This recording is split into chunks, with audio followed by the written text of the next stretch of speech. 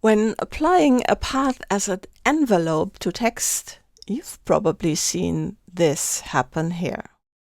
Let's take a look at why that happens and how to prevent it. For this, I have used these two elements. So we've got a text here and we've got this crescent shape here.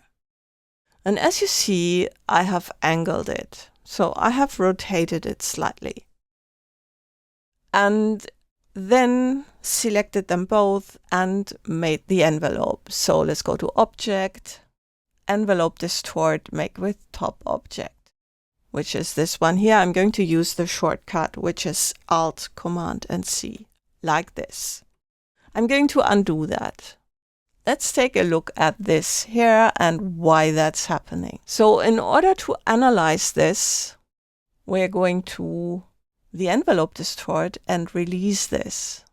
And what we then get is this gray shape, which is the envelope. And we can now analyze that by just going to the mesh tool. And let's just make additional mesh lines in here. And you can see that we get totally weird mesh lines. So why is that? Let's take a look at the anatomy of a mesh. And for that, I'm going to use an ellipse. Let's do it with an ellipse and make a mesh in that. So I'm just going to use the mesh tool and click in here. And there you see we've got all these points that have been created. And what we have here are some special points. So these that Illustrator has created automatically, because I have clicked here and it has created these grid lines, and these are automatic. So let's move them to the side. And they are special because they are the corner points of the mesh. So let's move this. And you see, I can just move them like this. And if I'm doing the same here, then you see they move like that. So these are corners. They are the corners of the mesh. Now all meshes are basically like an Excel table. They have 4 corners, and between those 4 corners we get the nice grid. And this here as well has 4 corners. They are somewhere in there.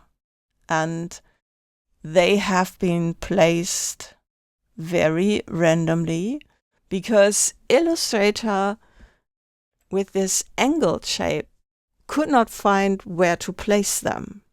So if you have a rectangle and make a mesh out of that, then it's pretty clear where the corners are. When that rectangle is angled, then again, it's not very clear. Now there is a method with which you can show Illustrator where to put the 4 corners.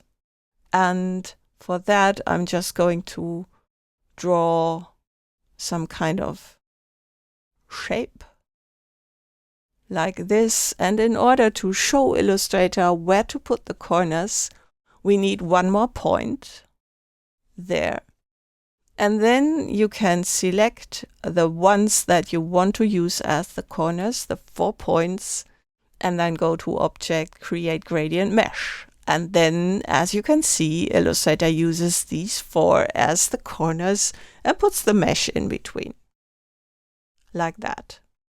So this is a corner, as you can see. So let's get back to the crescent shape. If it's angled like this, then Illustrator will put the corners somewhere. We can get a better result when we do not rotate it that much. So if it's like this, you make the envelope, then you get the result you probably wanted. So in this case, that is your method. In other cases, you can use that workaround with Create Gradient Mesh.